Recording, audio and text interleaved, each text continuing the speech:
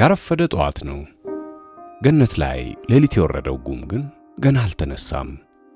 እየተጥመለመለ አድራሻ ወደማይታወቅ አቅጣጫ የሚሰርበውን የጊዮንን ወንዝ ተከትሎ ጥቁር አረንጓዴ ወደን ላይ የተዘረጋው አመልማሎ የመሰለ ጉም ላይሰደድ ላይተን የትም ላይሄድ የማለ ይመስላል።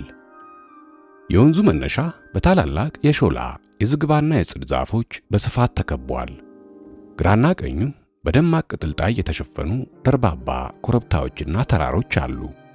ትልቁ ደብር ላይ ወጥቶ ለተመለከተ በስተግራ በኩል የጊዮን ወንዝ በዝምታ የሚገባበትን ስፋቱን በአይን መመተር የሚከብድ ትልቁን የጻናን ሐይቅ ያያል። ወንዙ ወደ ሐይቁ ከሚገባበት ስፍራ ጀምሮ የአይን እግር እስከሚደርስበት ርቀት የሐይቁን ደርዝ ክፈፍ ያቀፈው ጭጋግ የተተበተበባቸው የአረንጓዴ ተራሮች ሰልፍ ነው።